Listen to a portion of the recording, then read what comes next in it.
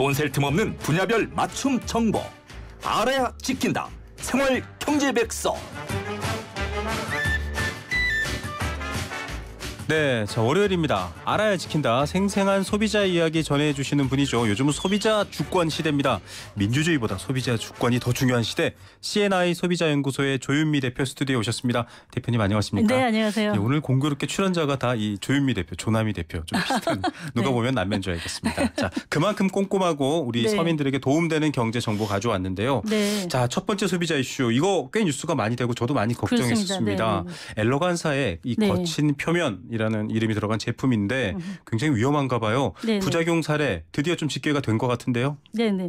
사실 이제 희소암을 발생시킨다고 해가지고 네. 이미 다른 나라에서는 판매 중지가 되고 조치가 취해진 바가 있는데 네. 우리나라에서는 사실 이게 명확한 부작용 사례가 그동안 나타나지 않다가 네. 이번에 이제 암이 발병된 부작용 네. 사례가 이제 한 건이 나온 겁니다. 네네. 그래서 이제 구체적으로 대책이 지금 마련되고 있는데요. 네. 22일 날 식품의약품안전처에서 지금 발표한 자료를 보니까 2014년부터 18년까지 5년 동안 네. 그 의료기기를 체내에 이식을 하고 나서 이상 사례가 발생된 케이스가 5,337건이다라고 네네. 하는 이제 데이터를 22일 날 발표를 했어요. 네네. 그래서 이제 여기는 이제 이 가슴 보형물도 포함이 된 거죠. 네. 그래서 이제 이런 데이터들이 최근에 이제 많이 나오고 있는데 이 중에 그 가슴 보형물로 인한 게 3,402건, 네. 그다음에 심장 판막, 인공 심장 판막 있습니다. 이 경우가 77건, 그다음에 엉덩이 관절이 있어요. 네네. 거기를 이제 대체하는 인공 관절이 있는데 네. 그게 이제 33건 이렇게 나왔습니다. 그래서 이게 이제 가슴 보형물 문제로만 국한해서 볼 문제가 아니라 네. 인공 장기 이식이 늘어나면서 이것을 인체에 삽입했을 때 일어나는 다양한 부작용 문제. 네. 이런 것들이 이제 계속 많이 증가하고 있고 그에 대한 우려가 높아지고 있다. 이렇게 말씀드릴 수 있을 것 같습니다. 사실 초기에 이 뉴스가 나왔을 때 우리나라 네. 정부 부처가 제대로 대처하고 있느냐, 네. 해외는 이거 엄격하게 보고 있는데 도대체 뭐 하고 있느냐 이런 질타를 받았었고요. 좀 네네. 이제서야 자료가 나오고 있습니다. 네. 역형성 대세포 림프종. 말이 참 그렇습니다. 어렵죠. 그런데 네. 이게 뭐 치료도 까다롭고 굉장히 위험하다라고 알려졌는데 굉장히 드디어 희귀암으로 지금 알려져 있는 거고요. 그러니까요. 8월 16일 한 분이 나왔어요. 그렇습니다. 그럼 네. 확진인 건가요? 요 사례로? 이제 계속적으로 진행되는 과정들을 좀 봐야지 될 것 같긴 네. 한데 현재까지는 일단 확진된 것으로 그렇게 나타나고 있습니다. 예. 그래서 이제 이 가슴 보형물 아까 제가 전체 인공 장기에 대한 데이터 네네네. 말씀드렸는데 가슴 보형물로만 이제 놓고 보니까 지난 3년 동안 한 5배 정도가 부작용 사례가 늘어난 거예요. 네. 그런데 전체적으로 그 3년의 기간 동안에 어느 정도를 사용했냐 했더니 15만 136개 정도였는데 그중에 부작용 사례가 보고된 게 3.4%가 나타났습니다. 네. 네, 그리고 이제 이 중에 파열되는 경우가 네. 이제 71%였고요. 네네. 나머지는 이제 딱딱해지는 경우였는데 네. 이번에 이제 희귀암 발생까지 부작용 사례가 나타난 거죠. 네네. 그래서 사실은 보고되고 있는 이런 의료기기의 부작용 사례들이 굉장히 이제 뭐 잠깐 처치하면 되는 간단한 것에서부터 네네. 생명을 위협하는 중증의 상태를 유발시키는 부작용 사례까지 굉장히 다양하고 많아지고 있는 거죠. 네네. 그래서 이제 이유를 보면 사실 인공 장기 삽입술이 굉장히 늘어나고 있습니다. 맞습니다. 다양한 무릎 관절 수술하시는 분들도 굉장히 많잖아요. 사실 어르신들 어르신들은 중에. 많이 바꿉니다. 네. 네. 그럼 과연 삽입하고는 그 의료기기 자체가 안전하냐라고 네. 하는 것에 있어서 더 철저한 안전검사가 필요한 그런 시점이 된 것이죠. 예. 네네. 사실 케미컬 포비아라고 해서요. 이 가습기 살균제 이후로도 건강과 직결되어 있는 문제에 대한 네. 관심이 많은데 이 인공 유방 보형물 문제뿐만 아니라 아까 지금 인공 엉덩이 관절. 엉덩이 관절. 어르신들 잘못 주저앉아서 다치시면 그렇죠. 대체하거나 네네. 하는데 네네.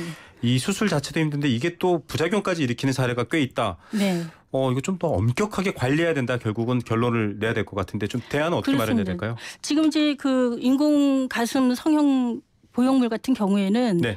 사실은 이제 유방암이 있어서 완전 절제를 하고 나면 가슴이 없이 지낼 수는 없기 때문에 거기에 그렇죠. 이제 삽입하는 경우가 있고 네. 근데 미용을 목적으로 삽입하는 경우가 있거든요. 네네. 근데 유방암이 발생돼서 삽입한 경우에는 의료보험으로 다 처리를 하기 때문에 어느 정도 케이스가 되고 또 누구한테 이게 들어갔는지 하는 걸 정확히 알 수가 있는데 미용 목적으로 하는 경우는 아시다시피 보험 처리가 안 되고 비급여로 하고 있잖아요. 그렇죠. 그러니까 정확한 데이터가 지금 잡히지가 않고 있어서 누가 이 그 보형물을 삽입했는지에 대한 통계도 사실은 지금 정확하지가 않습니다. 네. 그래서 이제 본인이 이제 어떤 제품을 사용했는지에 대한 확인이 좀 필요하고 네. 지금 이제 식약처에서는 통증이 있거나 좀 네. 이상 반응이 있으면 바로 병원에서 병원에 이제 내원해서 좀 검사를 받아봐라라고 하는 정도의 이야기를 지금 하고 있거든요. 네. 그리고 사실은 이제 국내 환자가 발생되기 이전까지 그냥 가이드라인 정도만 식약처에서 제시를 했어요. 다른 나라에서는 판매 중지하고 적극적인 조치를 하고 있는데 그래서 이 부분도 굉장히 좀 늦었다라는 생각이 좀 듭니다. 그래서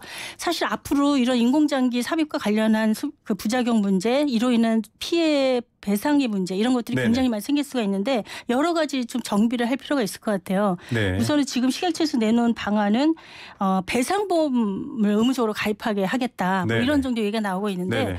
제 생각에는 지금 우리가 이물질 같은 거 식품에서 이물질 나와도 의무적으로 식약처에 보고하도록 돼 있거든요. 네네. 그래서 이런 중증의 부작용 사건 같은 경우에는 의무적으로 보고하게 하고 네. 특별히 추적 조사해서 어떤 환자들에게 어떻게 발생하는지에 대한 정확한 통계들을 좀 갖고 있을 필요가 있을 것 같아요. 네. 그래서 그런 부분도 좀 강화할 필요가 있고 한 가지 덧붙여서 말씀을 드리면은 지금 이제 우리나라에서는 제품안전청이라고 하는 정부 네. 부처가 없습니다. 그래서 네네. 제품 안전을 소비자가 쓰는 일반 제품들을 네. 세 개 부처가 나눠서 하고 있어요. 첫 번째가 네. 산업통상자원부에서 전기용품이나 일본 공산품을 관리하고 네. 있고요. 그다음 식약처에서는 의료기기하고 의약 외품을 관리하고 있고 네. 그다음에 환경부가 네. 위해 우려 제품이라 그래서 생활화학 제품들 네네. 이런 걸 맞습니다. 관리하고 있어요. 그리고 이제 화장품도 식약처가 하고 있고 네. 각 부처가 가지고 있는 법도 틀리고요. 네네. 적용하는 방식도 틀리고 네.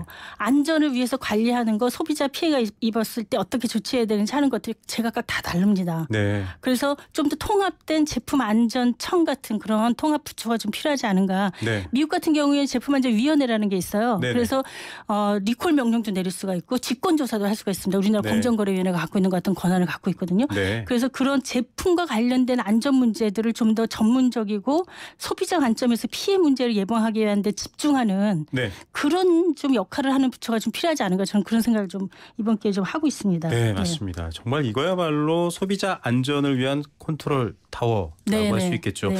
이 징벌적 손해배상 제도도 제대로 안 돼 있고요. 해봤자 3배. 해외 그렇습니다. 사례 보면 거의 기업이 도산할 정도로 그렇습니다. 강력하게 네. 얘기하는데 기업이 충분히 그 사고 자체를 예방할 수가 있고 네네. 또는 사전에 이게 위해 가능성이 있다라는 정보를 조금이라도 알고 있었다면 네네. 최선을 다할 책임을 기업에 부여하는 맞습니다. 거거든요. 그래서 그걸 하지 않은 경우에는 아주 막대한 손해배상을 하도록 그렇게 맞습니다. 하는 건데 그래야 스스로 예방하는 노력을 하지 않겠어요? 더욱이 우리나라는 뭐 자동차도 그렇지만요. 피해자가 피해 사실을 입증해야 되는 황당한 경우가 있지 않습니까? 너무 정확히 하시네요. 그래서 피해 사실 입증을 소비자가 실제로 하기가 굉장히 어려워요. 어렵죠. 일단은 정보도 기술적인 부족하고. 것도 모르고 네. 그다음에 누가 어떻게 써서 어떤 사고가 있는지도 맞습니다. 소비자는 정보가 없는데 네. 법원에 가면은 가장 많이 꺾이는 네. 저도 이제 소비자 소송을 한 9건 정도 대기업을 상대로 네, 해봤는데요. 네, 전부 다 어디서 꺾이냐면 피해 사실을 입증하는 거에서 맞습니다. 포기하게 되는 거예요. 피해 네. 사실을 사실을 입증하는 데 들어가는 비용이 네. 실제로 그 소송을 이겨가지고 배상을 받는 거에 수천 배, 수만 배 되는 거예요. 맞습니다. 그러니까 진행할 수가 없는 거죠. 제품안전청이 좀 나서서 이런 것까지 해줄 수 있으면 좋겠다라는 생각 네네. 꼭 가져봅니다. 자, 뭐 아주 소비자에 대해서 정말 열정적인 말씀을 해주셨고요. 다음 이슈로 넘어가 보겠습니다. 이거 좀 네. 황당한데 네.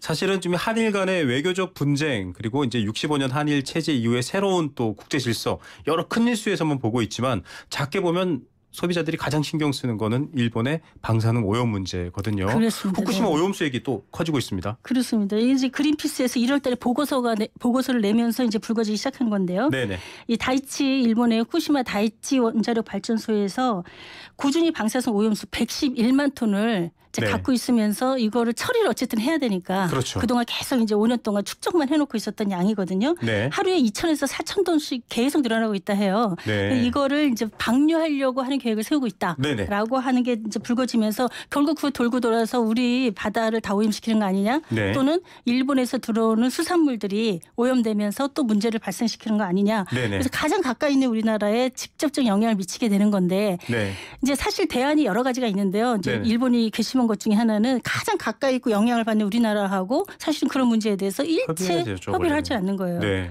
그래서 실제로는 그 영향을 같이 받는 국민들이라고 생각한다면은 일본 국민도 중요하지만 한국 국민도 중요하니까 맞습니다. 같이 논의를 해서 좀 더 효과적인 방법들을 찾아낼 수가 있는 건데 거의 밀실에서 얘기하듯이 네. 뭐 어떤 방법을 할까라고 이제 하고 있는데 지금 일본 정부는 아직 결정된 거 아니다. 네. 그리고 뭐 여러 가지 방안들이 있는데 예를 들면은 반감기 동안 계속 축적해서 갖고 있다가 내보내는 방법이 있을 수 있고요. 네.